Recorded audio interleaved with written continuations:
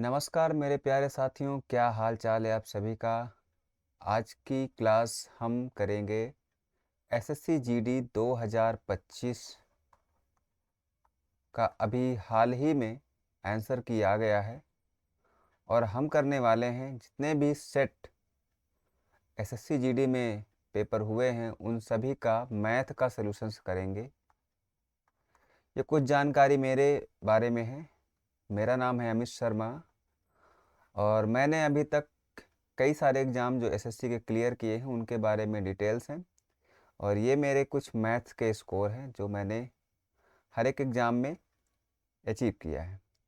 SSC CGL 2 times हमने clear किया है, जिसमें से 48 मार्क्स मेरे रहे प्री एग्ज़ाम में। और मेंस में भी हमारे 80 प्लस मार्क्स थे 90 में। ठीक है। एसएससी सीएचएसएल 50 में से 50 मार्क्स मेरे रहे हैं। वहीं एमटीएस में 23.5 और जीडी में 23.5। ऐसे और भी एग्ज़ाम्स क्लियर किए हैं, सबको मेंशन करना थोड़ा और लगता है, इस वजह से कि ये कुछ जानकारी मैंने अपने बारे में दे दिया। वो इस वजह से देना पड़ रहा है क्योंकि जब तक किसी को बिलीव नहीं होता, आप वीडियो में बनकर वीडियो को देखने के लिए अब तैयार नहीं होते। इस वजह से मैंने ये कुछ जानकारी अपने बारे में साझा किया है। और पूरा का पूरा जितना भी सेट हुआ है एसएससी जीडी का वो सब का सब सॉल्व करेंगे। और ये क्लास हमारी डेली रहा करेगी 8 बजे शाम को यूट्यूब पर आ जाया करेगी, इसी चैनल पे आ जाया करेगी। तो अगर आप इन एसएससी जीडी के क्वेश्चंस को सॉल्व करना चाहते हैं और सॉल्यूशन देखना चाहते हैं और किस तरीके से इसमें साइट अप्रोच लेना चाहिए वो सीखना चाहते हैं, तो चैनल को सब्सक्राइब कीजिए, जुड़ जाइए चैनल के साथ में और बेल आइकन को ज़रूर दबा दीजिएगा ताकि आपको जब भी मैं वीडियो अपलोड करूं 8 बजे के 8 बजे आपको नोटिफिकेशन मिल जाए और आप वीडियो को देख पाएँ।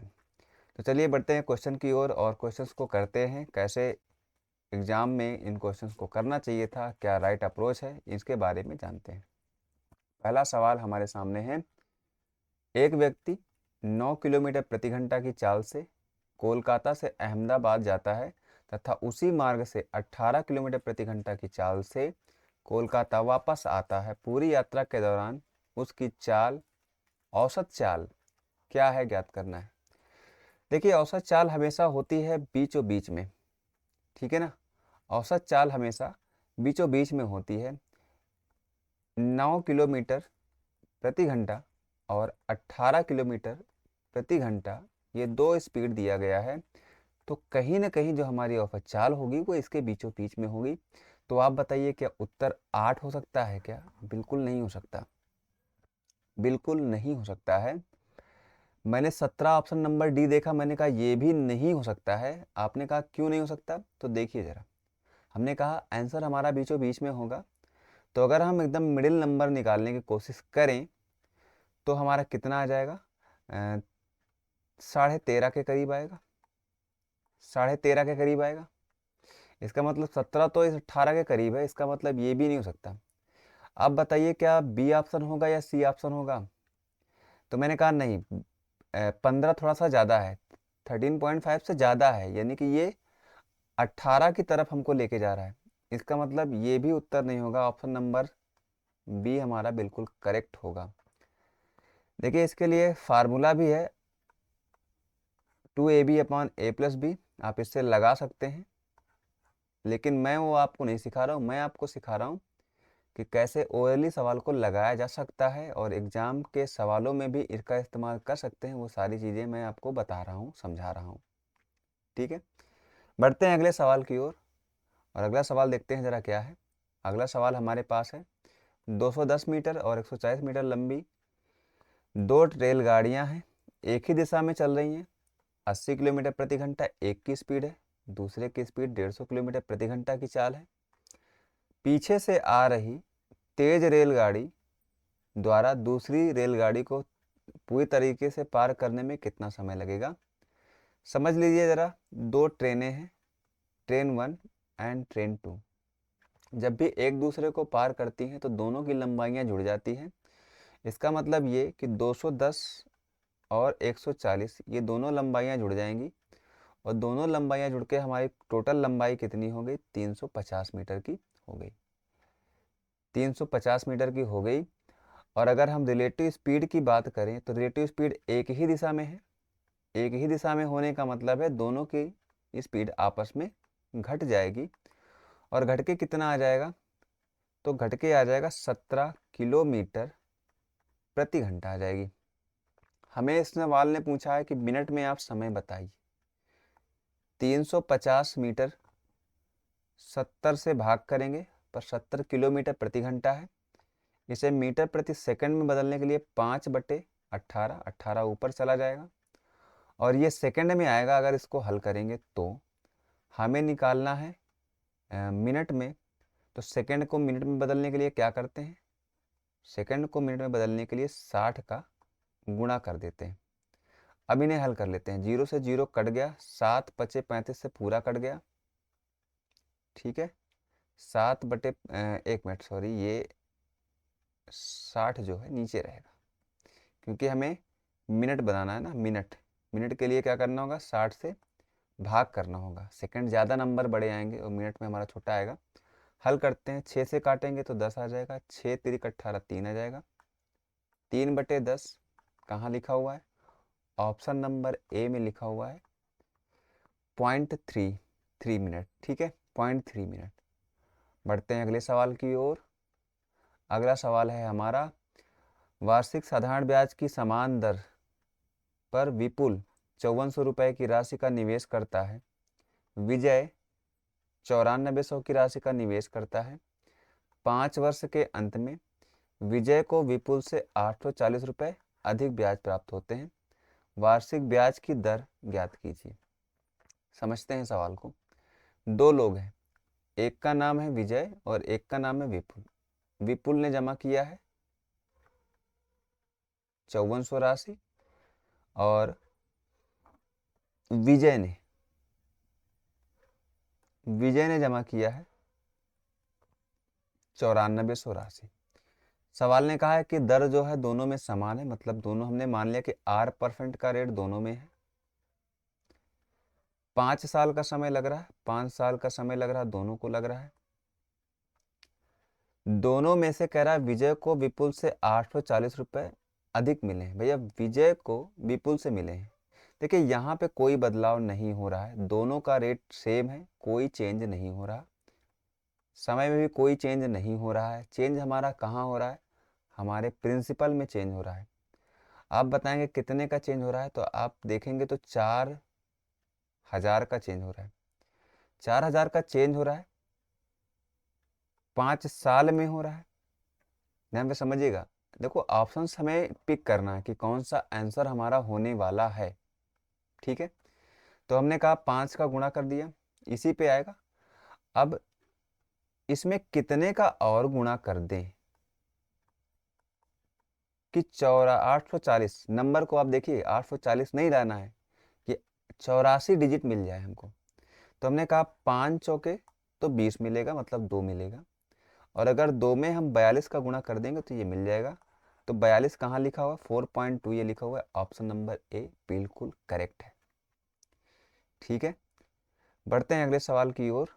अगला सवाल हमारे सामने बोर्ड मास का है, बिल्कुल आसान सा सवाल। चलिए करते हैं। सबसे पहले 8 छंग 48, यहाँ इसको घटा देंगे, आ जाएगा हमारे पास 4। 4 से 4 का कट जाएगा तो बचेगा 40। 7 7 49, 40 और 7 मिलके हो जाएगा हमारा 47।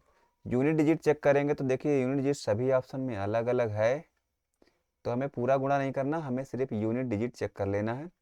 तो 7 छंग 42, आखिरी में 2 आएगा। ऑप्शन नंबर ए बिल्कुल करेक्ट होगा इस सवाल का आंसर। बढ़ते हैं अगले सवाल की ओर। दो संख्याएं 4:9 के अनुपात में है। यदि उनका मध्यानुपाती 24 है तो दोनों संख्याओं के बीच का धनात्मक अंतर क्या होगा? धनात्मक अंतर क्या होगा? देखिए धनात्मक अंतर पूछ रहा है और यहाँ पे हमारे पास रेशियो गिवन है 4:9 का। अगर हम यहाँ पे अंतर चेक करें तो 5 आ रहा है, लेकिन सारे के सारे ऑप्शन से 5 के मल्टीपल हैं, तो हम ऑप्शंस को एलिमिनेट नहीं कर सकते हैं। अगर कोई एक ऑप्शन ही हमारा 5 का मल्टीपल होता तो हम आंसर लगा के आगे बढ़ जाते। तो अब क्या करें हम, तो हम अब इस रेशियो को रियल समझ के मध्यानुपाती निकाल लेते हैं। मध्यानुपाती निकलता कैसे है, √4 × 9 कितना आ जाएगा, 3 दूना 6, 6 आया मध्यानुपाती। पर सवाल में कितना दिया गया है, सवाल में दिया गया है 24। पूछ क्या रहा है, दोनों संख्याओं के बीच का धनात्मक अंतर, मतलब अंतर 5 है, 5 की वैल्यू पूछ रहा है। 6 से काट देंगे, 6 चौके 24 और 5 चौके 20, 20 हमारा ऑप्शन नंबर डी बिल्कुल करेक्ट होगा। बढ़ते हैं अगले सवाल की ओर। अगला सवाल देखने में बड़ा लंबा सा दिख रहा है, बहुत ही, लेकिन इसका सलूशन बहुत आसान है। आइए समझते हैं कैसे इसका सलूशन एकदम आसान है। देखिए, कह रहा है कि मंदार के 2 पोते केतन और तुषार हैं। 11 वर्षीय केतन 11 वर्ष का है, कि संपत्ति के कुछ धनराशि मिलती है, और 12 वर्षीय तुषार 12 साल का है, धनराशि मिलती है, लेकिन केतन तुषार को धनराशि तभी मिलेगी जब वो 22 वर्ष के हो जाएंगे। मतलब इसको 22 वर्ष होने में 10 वर्ष लगेंगे, इसको 22 वर्ष होने में 11 साल लगेंगे। ठीक है। और चक्रवृद्धि ब्याज में मतलब पैसा जमा कर दिया गया और 8% का कंपाउंड इंटरेस्ट मिलेगा धनराशि पे। दोनों 22 वर्ष के हो जाते हैं तो उन्हें समान धनराशि मिलती है। यदि मंदार के पास कुल धनराशि 24,700 रुपये थी, तो मंदार ने तुषार को शुरुआत में कितनी धनराशि दी थी। इस तरह के सवाल इसने चक्रवृद्धि ब्याज में पूछा है। ठीक है, तो चलिए देखते हैं कैसे करते हैं। देखिए, कंपाउंड इंटरेस्ट हो रहा है 8% से, तो मल्टीप्लाइंग फैक्टर क्या होगा, हमारा जो प्रिंसिपल है ना वो 1.08 गुना हर साल होता रहेगा। 1.08 गुना हर साल होता रहेगा। तो हमने ये बात कही कि केतन अगर के जो पैसा है वो 1.08 गुना हुआ और 11 साल तक हुआ, तो ये बराबर हो जा रहा है तुषार के पैसे का, और तुषार का पैसा भी 1.08 गुना हो रहा है, लेकिन ये 10 साल हो रहा, 10 ही साल तक हो रहा है। यहाँ से हम निकाल सकते हैं तन्मय है, कौन है, तुषार है, तो तन्मय भी होगा ना, नहीं कौन कौन है भाई, केतन और तन्मय, सॉरी। तो तन्मय और केतन का हम रेशियो पता कर सकते हैं। कैसे, ये इधर से ये पूरा कट जाएगा, मतलब कि हमारा बचा 1.08, अगर हम पॉइंट को हटा दें तो नीचे 100 आ जाएगा, 100 आ जाएगा। इसका मतलब ये, और हाँ ये देखिए यहाँ पे टोटल वैल्यू कितनी है, टोटल वैल्यू जोड़ ले रहे हैं तो ये हमारा 208 आ गया। और टोटल हमें किसको बांटना है, 2, एक मिनट में इधर यहाँ पे देता हूँ, 24700 को 208 के इक्वल रखना है, और हमें वैल्यू पता करनी है तुषार की, मतलब 108 की वैल्यू पता करनी है। अब देखिए यहाँ पर ये कैलकुलेशन वाला पार्ट आ गया हमारे पास। या तो इसको हल कर लें तो आंसर मिल जाएगा, या फिर हम थोड़ा सा स्मार्ट अप्रोच लगाते हैं। जब भी कैलकुलेशन आपको दिख जाए तो आपको ट्राई करना है, सबसे पहला काम कि आपको चेक करना है क्या यूनिट डिजिट सबके अलग अलग हैं या सेम है। अगर सबके अलग अलग हैं तो यूनिट डिजिट से आगे बढ़ जाएंगे, पर इस केस में सभी के यूनिट डिजिट सेम है, तो ये तरीका लगाना ठीक नहीं है। दूसरा तरीका है डिजिटल सम का, डीएस लगा लेना। तो यहाँ पर डीएस लगा सकते हैं। डीएस लगाने का मतलब है कि ये जो भी आएगा 8 1 9, 9 का ही डीएस हमारा 9 आने वाला है, क्योंकि 9 ओवरऑल हल करने पे 9 का गुणा होगा तो डीएस 9 ही आएगा। देखते हैं कौन से ऑप्शन में डीएस 9 हो रहा है। 7 8 1 9 ये कट गया, 5 3 8 ये आंसर नहीं होगा। 8 1 9 और 5 2 7 7 14 ये भी नहीं होगा।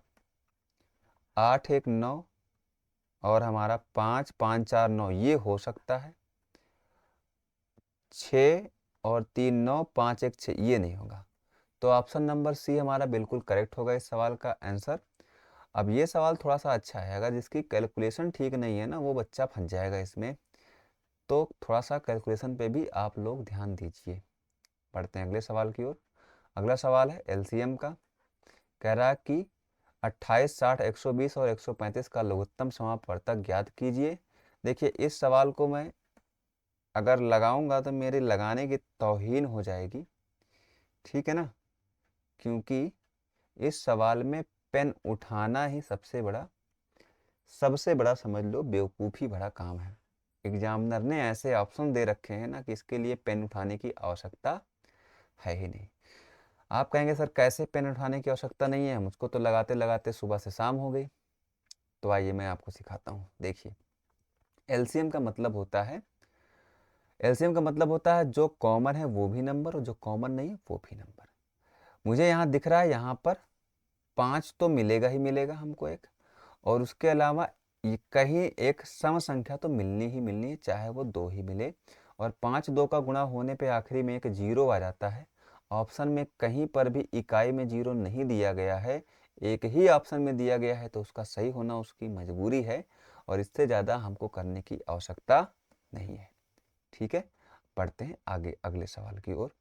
अगला सवाल हमारे सामने है। एक परीक्षा में गणित के 3 पेपर, अंग्रेजी के 2 पेपर, विज्ञान के 1 पेपर था। सभी पेपर 100 अंकों के थे। एस को गणित के 60%, अंग्रेजी में 70%, विज्ञान में 50% अंक मिले सभी पेपर में। उसके अंकों का प्रतिशत कितना होगा। देखिए 100 का पेपर था, गणित में 60 नंबर मिले, मतलब 60 नंबर मिले। गणित के कितने पेपर हुए, 3 × 3 प्लस 70 इंग्लिश में मिला।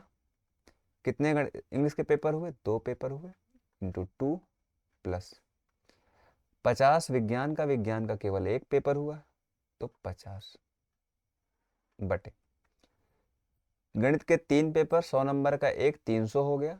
300 200 500, 500 और 100 600।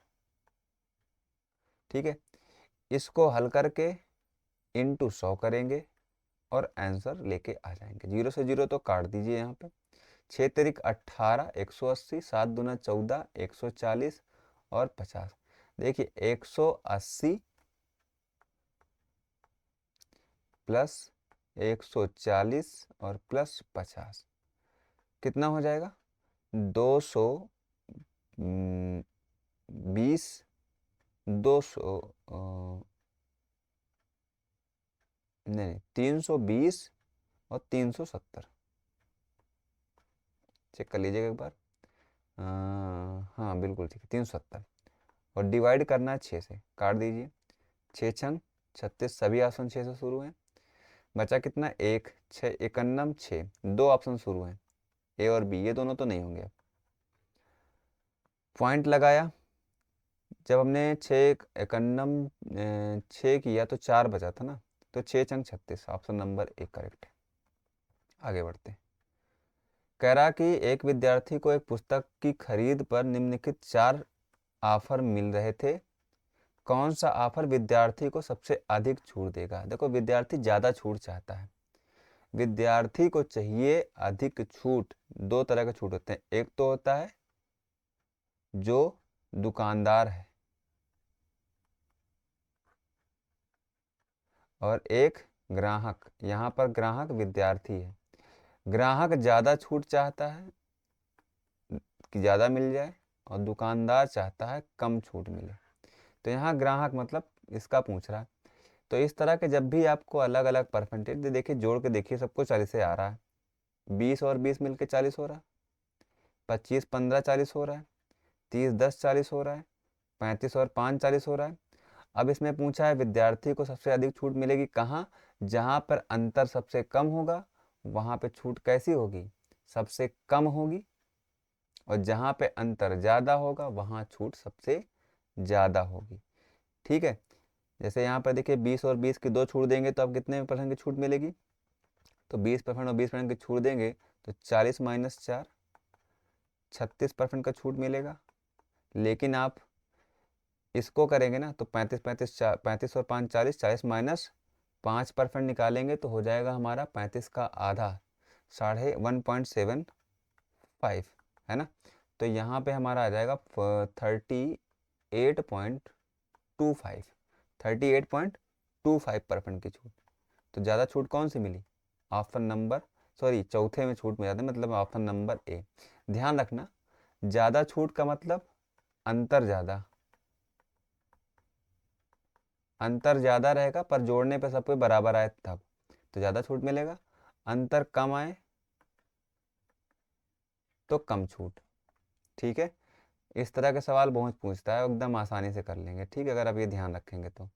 दो संख्याओं का HCF 11 है, उनका योग 132 है। यदि दोनों संख्याएं 42 से बड़ी हैं तो दोनों संख्याओं के बीच का अंतर ज्ञात कीजिए। देखिए HCF अगर 11 है तो हमने कहा हमारी संख्या 11A और प्लस 11B है और दोनों का जोड़ 132 है।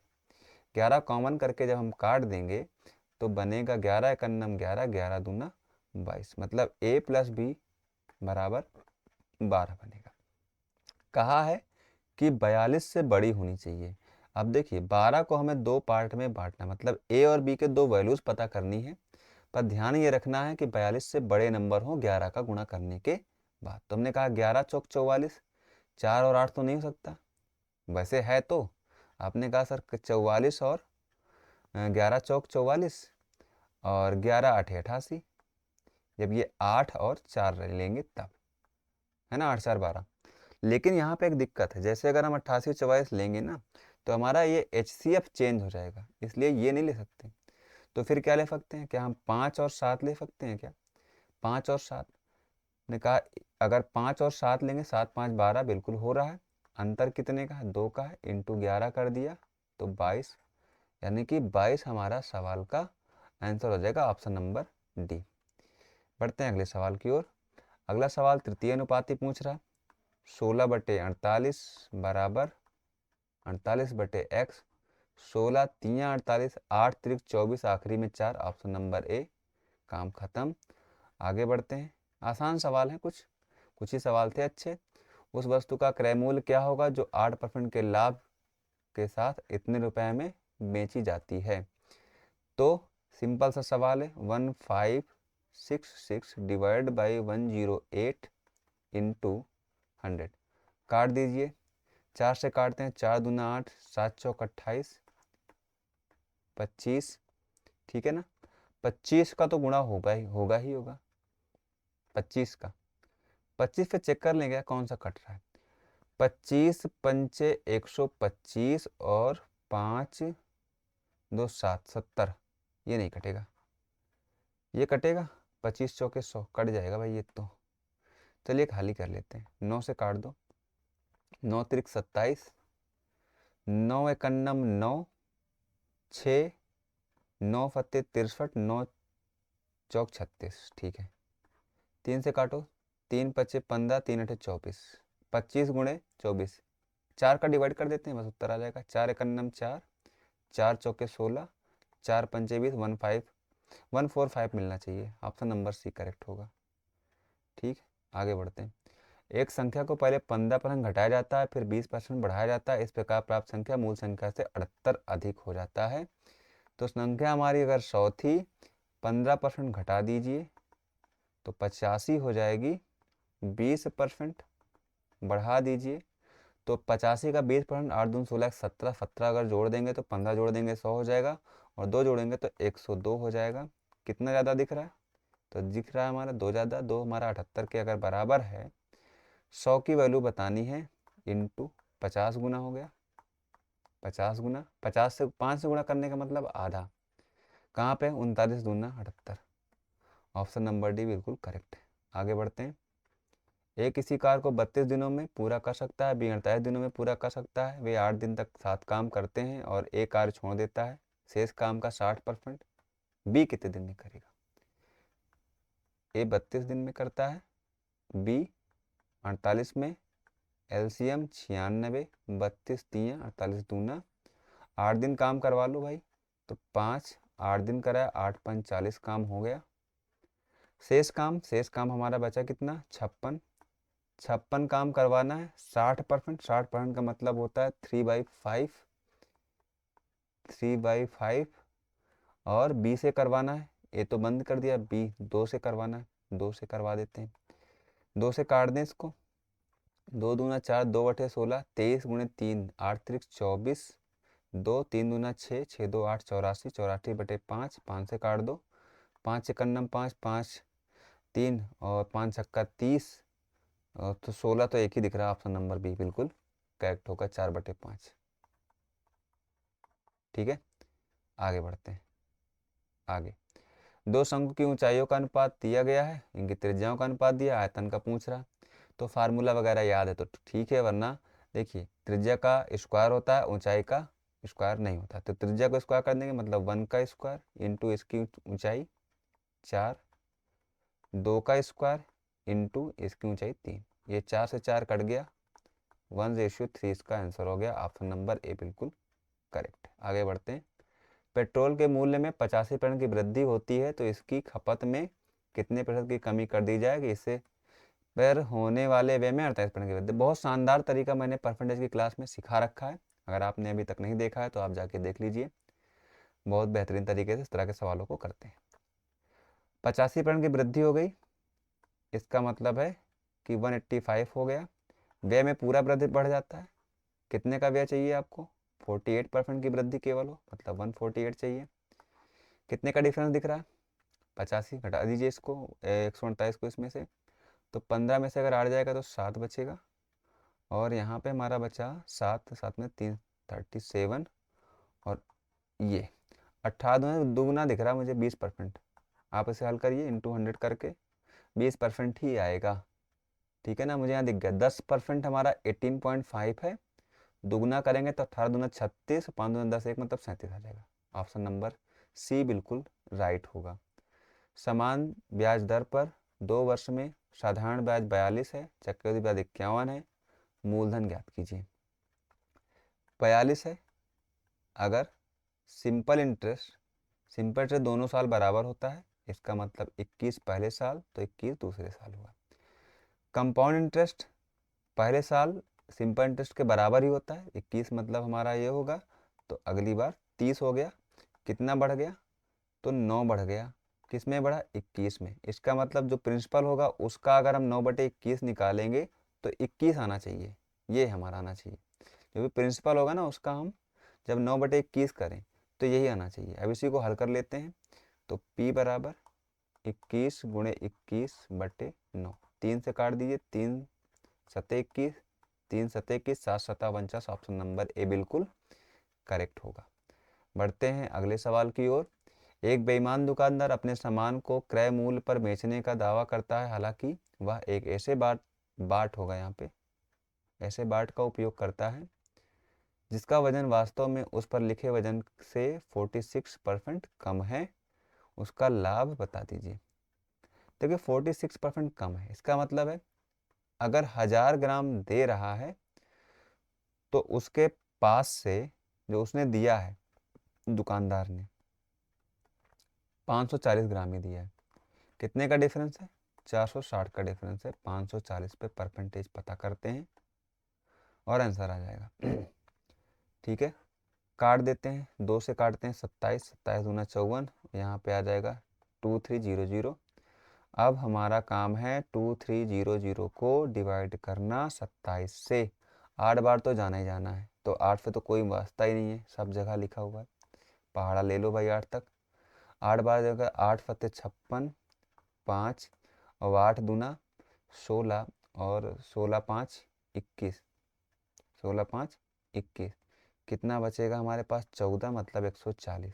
कितनी बार जाएगा भाई, 5 बार चेक करते हैं पहले, 5 से 7 35, 3 और 5 2 3 13, बिल्कुल जा रहा है, ऑप्शन नंबर डी बिल्कुल करेक्ट है।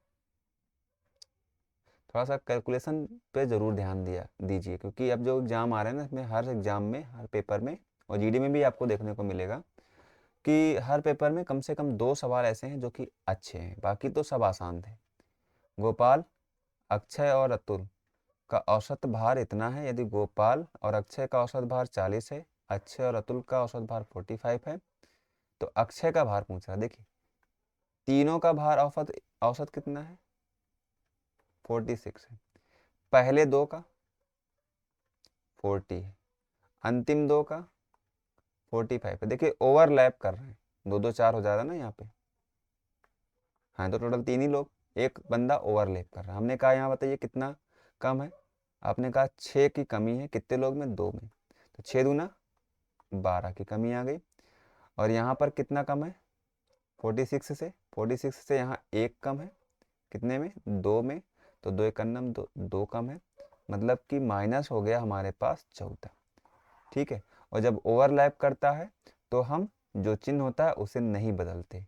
तो 46 हमारा है मेन औसत, इसमें से हम 14 घटा देंगे, तो आंसर हमारा आ जाएगा 32। ऑप्शन नंबर ए बिल्कुल करेक्ट है। इसे आप बेसिक से भी कर सकते हैं, लेकिन इस तरीके से आप करिएगा तो आपको पेन भी नहीं उठानी पड़ेगी अगर आप थोड़ी सी प्रैक्टिस कर लेते हैं तो। अगला लास्ट सवाल है हमारे पास, 4 अंकों की सबसे बड़ी संख्या ज्ञात कीजिए जो 15, 25, 40 और 75 से पूर्णतः विभाज्य हो जाए।